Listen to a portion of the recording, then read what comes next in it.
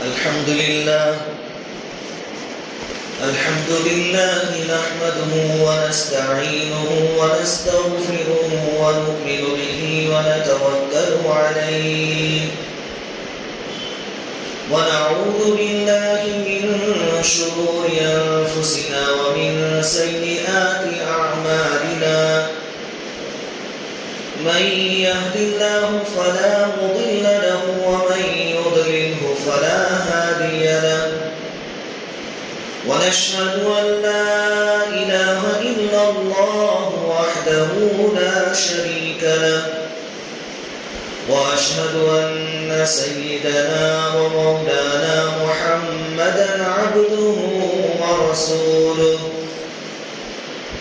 أما بعد فأعوذ بالله من الشيطان الرجيم بسم الله الرحمن الرحيم إنا نحن نزلنا الذكر وإنا له لحافظون صدق الله العظيم وقال رسول الله صلى الله عليه وسلم تركت فيكم أمرين لن تضلوا ما تمسكتم بهما كتاب الله وسنة نبيه صلى الله عليه وسلم أو كما قال عليه الصلاة والسلام.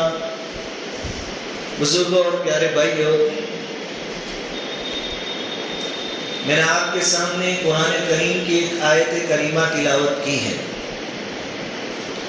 اور نبی کریم صلی اللہ علیہ وسلم کی ایک حدیث آپ کے سامنے پڑھی ہے. آیت کریمہ کا ترجمہ یہ ہے کہ قرآن کریم کو ہم نے ہی نازل کیا ہے، اللہ تعالیٰ فرماتے ہیں، اور ہم ہی اس کی حفاظت کریں گے. اور حدیث شریف کا ترجمہ یہ ہے کہ نبی کریم صلی اللہ علیہ وسلم فرماتے ہیں کہ میں تمہارے درمیان دو چیزیں چھوڑ کر جا رہا ہوں، میرے بعد دو چیزیں، جب تک تم ان دو چیزوں کو مضبوطی سے تھامے رہو گے کبھی گمراہ نہیں ہوں گے. ان دو چیزوں میں پہلی چیز ہے کتاب اللہ یعنی قرآن کریم، اور دوسری چیز ہے سنت نبی یعنی نبی کریم صلی اللہ علیہ وسلم کی سنتیں، آپ کا طریقہ. یہ دو چیزیں. یقین جانے کہ ہمیں قرآن کریم کی شکل میں اتنی بڑی دولت ملی ہے کہ دنیا میں کسی اور قوم کے پاس ایسی دولت نہیں ہے جو مسلمانوں کے پاس. قرآن کریم اللہ کا کلام،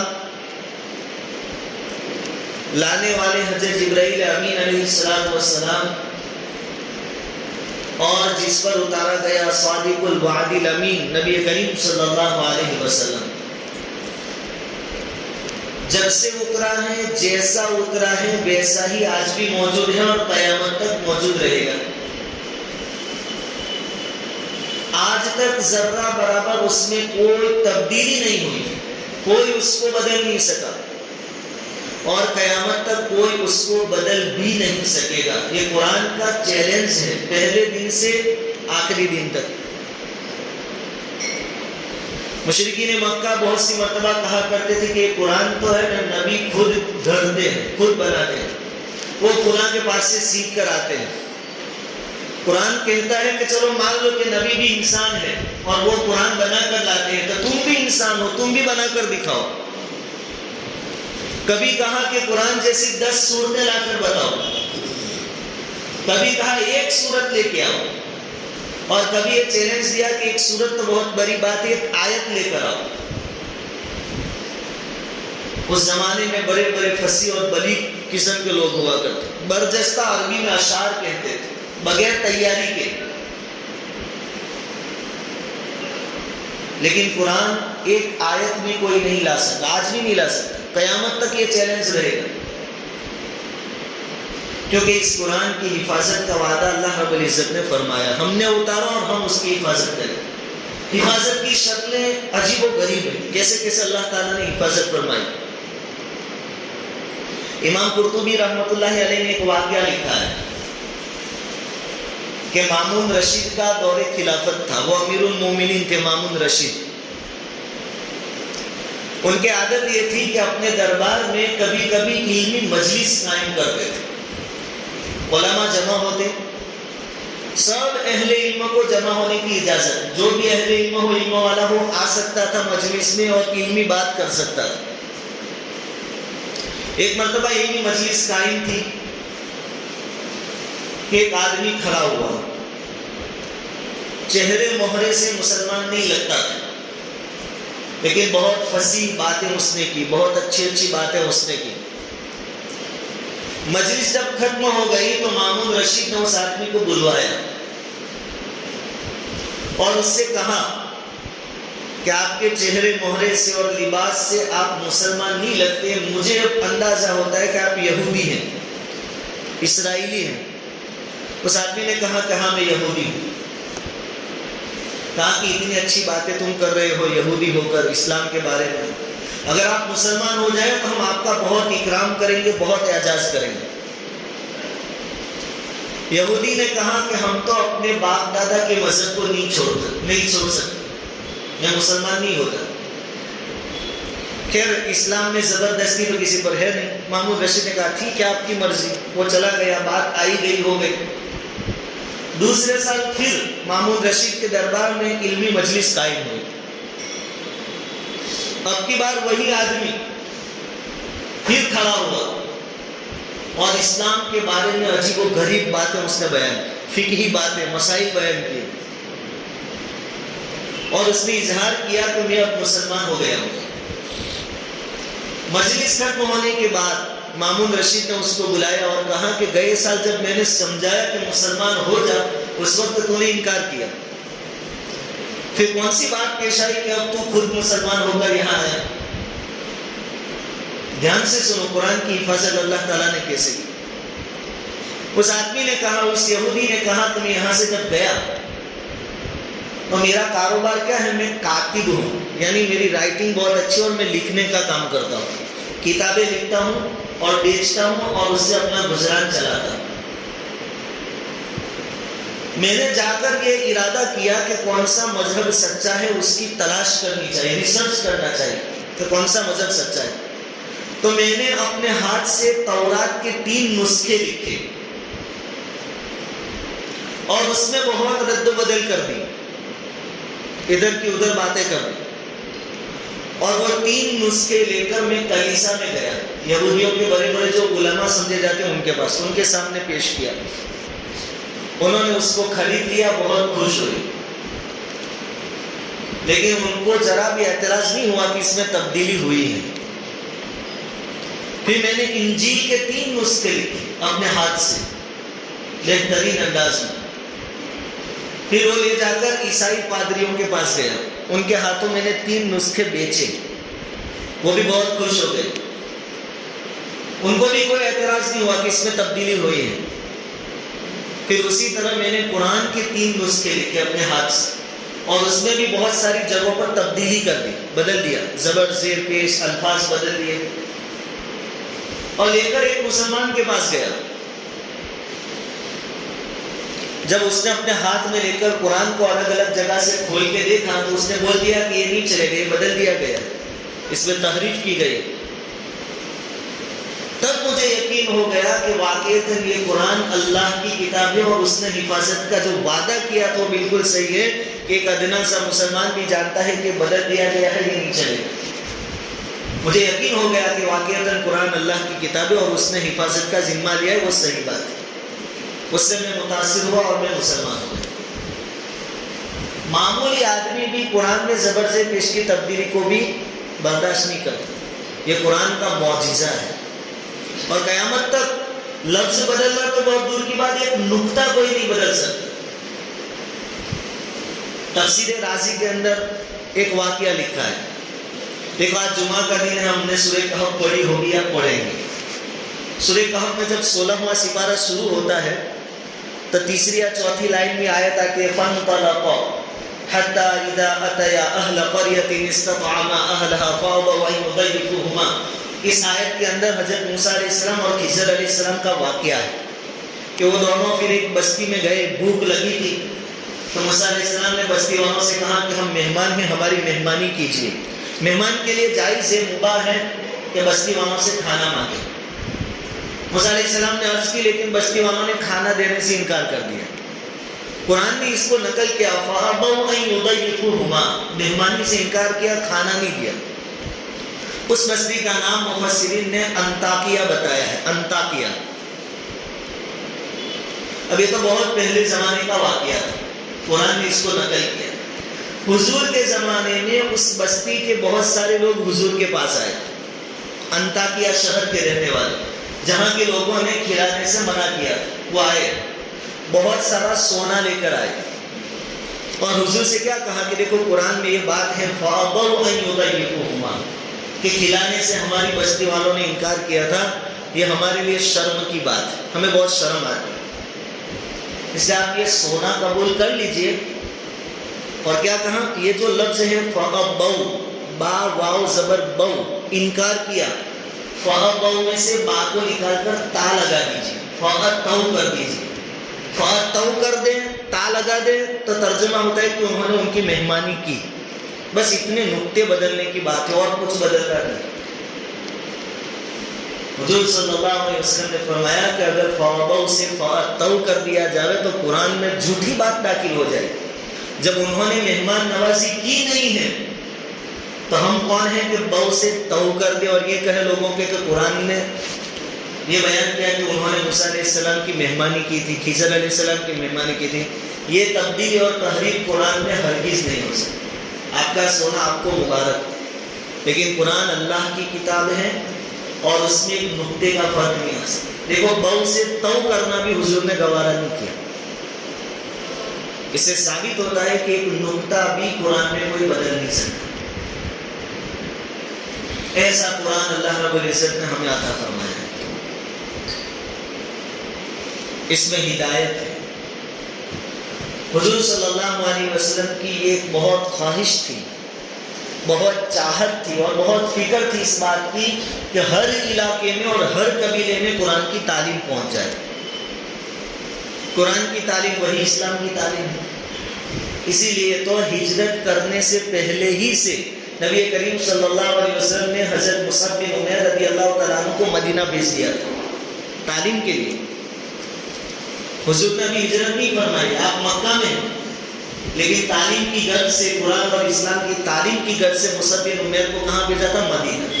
یہ فکر تھی کہ قرآن کی تعلیم ہر گھر, ہر علاقے, ہر قبیلے میں پہنچ جائے, ہر فرد کے پاس پہنچ جائے. مکہ فتح ہوا سن ہجری 8 میں, تو سب سے پہلا کام حضور صلی اللہ علیہ وسلم نے کیا کہ حضرت معاذ بن جبل رضی اللہ تعالیٰ عنہ کو وہاں عالم معلم مقرر کیا کہ آپ مکہ والوں کو قرآن کی تعلیم دیں, اسلام کی تعلیم. تعلیم سب سے زیادہ امپورٹنٹ چیز ہے, سب سے زیادہ ضروری چیز ہے, اس کے بعد دوسری چیزوں کا نمبر آتا ہے.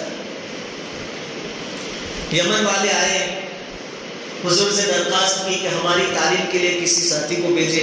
حضرت علی رضی اللہ تعالیٰ عنہ کو حضور نے بھیجا تھا کہ آپ جائیے, ان کی امامت بھی کریے, قرآن بھی سکھائیے, اسلام کی باتیں بھی ان کو بتائیں. حضور کی یہ فکر تھی کہ ہر علاقے میں, ہر قبیلے میں قرآن کی تعلیم. ہمارے اس ملک میں اسلامی حکومت تھی, مغلوں کی حکومت, 800 سالہ حکومت. دنیا کے بہت سارے دوسرے ملکوں میں مسلمانوں کی حکومتیں تھیں, لیکن ہمارے گناہوں کی وجہ سے جب بازی پلٹ گئی اور اسلامی حکومتیں ختم ہو گئی تو دوسرے ملکوں میں اسلامی کلچر بھی ختم ہو گیا.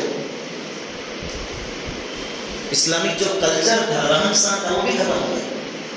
مغربی تہذیب سب پر چھا گئی, غالب آ گئی. ہمارے ملک میں بھی اسلامی حکومت تھی, مسلمانوں کی حکومت تھی, وہ بھی ختم ہو گئی, لیکن ابھی تک ہماری تہذیب ختم نہیں ہوئی, ہماری شناخت, ہماری پہچان ختم نہیں ہوئی. اس کی وجہ کیا ہے؟ علماء فرماتے ہیں کہ حقیقت سے دیکھنے جاوے تو اس کی اصل وجہ یہ مدرسے ہیں. جب انگریز آئے تو صرف انہوں نے ہمارے پر حکومت نہیں کی, بلکہ ان کی سب سے بڑی کوشش یہ تھی کہ یہاں عیسائیت پھیل جائے, پورے ملک میں عیسائیت. تو وہاں سے یورپ سے عیسائی پادری لے کر آئے اور ان کو پوری فیسلٹیز دی کہ آپ لوگوں کے پاس جائیں، سب کو عیسائی بنائیں، مال و دولت دے کر بنائیں، زبردستی بنائے، جیسے بھی ان کو بنائیں۔ اس وقت علماء کو فکر ہوئی کہ ملک تو ہاتھ سے چلا گیا، اس کی کوشش تو چالو ہے، انگریز سے لڑائی تو چالو ہے، لیکن اگر ایمان چلا گیا تو کیا ہوگا؟ لوگ عیسائی بن گئے تو کیا ہوگا؟ اس وقت علماء نے سوچا اور اللہ رب العزت نے ان کے ذہنوں میں بات ڈالی کہ گلی گلی محلے محلے مدرسے قائم کرو، بچپن سے ہی بچوں کو دین کی تعلیم۔ اور یہ طریقہ اتنا سکسیس رہا، اتنا کامیاب رہا کہ آج ہمارے جسموں پر اور ہمارے علاقوں میں جو کچھ اسلامی اور دینی ماحول نظر آتا ہے اس میں بہت بڑا ہاتھ مدرسوں کا ہے۔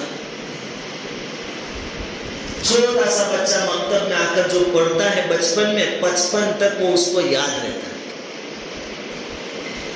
ہمارے گجرات میں جب زلزلہ آیا تھا تقریباً 2000 میں یا 2002 میں، بہت نقصان ہوا، جانی مالی نقصان، بہت سارے لوگوں کی مکانات ختم ہو گئے، بہت سارے لوگ مر گئے۔ ہم ان کی مالی مدد کے لیے الگ الگ تنظیمیں میدان میں آئی۔ ایک جگہ ایک تنظیم اناج غلہ وغیرہ لے کر پہنچی، سب کو جمع کیا، بستی والوں کا آؤ اناج لے جاؤ، لیکن ایک شرط کہ اناج لیتے وقت ہم جو کہے وہ آپ کو بولنا ہے۔ شرکیہ اور کفریہ الفاظ بلواتے تھے۔ ایک چھوٹا سا بچہ اپنے گھر والوں کی طرف سے اناج کی کٹ لینے کے لیے گیا اسٹیج پر، اسے کہا گیا کہ ایسا بولو، اس نے اسی وقت وہ کٹ پھینک دی اور بھاگا دوڑتا ہوا۔ لوگوں نے اس کو پکڑا اور پوچھا تو کیوں بھاگ رہا ہے، تم نے اناج کیوں نہیں لیا؟ کہا کہ میں جس مدرسے میں پڑھا ہوں وہاں ہمارے مولوی صاحب نے بتایا تھا کہ ہماری ضرورتیں پورا کرنے والا اللہ ہے اور کوئی نہیں۔ اور یہ لوگ اسٹیج پر بلوا کر ہمیں کہہ رہے تھے کہ ہماری ضرورتیں پورا کرنے والا کھلا ہے، اللہ کے علاوہ دوسروں کا نام لے رہے ہیں، جھوٹ بول رہے ہیں، ہمیں اناج نہیں چاہیے۔ لیکن مدرسے میں جو پڑھا تھا وہ سچا ہے کہ ہماری ضرورتیں پوری کرنے والا کون ہے؟ یہ تعلیم۔ اور آج کے فتنوں کے دور میں مکتب جو ہے، مکاتب، گاؤں گاؤں، مسجد مسجد، شہر شہر جو قائم ہوئے، ان کا ویلیو اور زیادہ بڑھ جاتا ہے۔ ایمان کی حفاظت کے لیے قلعے ہیں مکاتب، کیونکہ ہماری نسل، ہماری اولادیں 7 8 گندی اسکولوں میں جاتی ہیں اور جائے گی، وہاں کیا پڑھایا جاتا ہے اور کیا پڑھایا جائے گا ہم جانتے ہیں۔ زہر کی زہر، اس کا علاج، اس کا تریاق یہاں ملے گا مکتبوں۔ اس لیے آج کے دور کی ضرورت ہے کہ ہم جو بڑے ہیں ہم قرآن کو پڑھنے والے بنے۔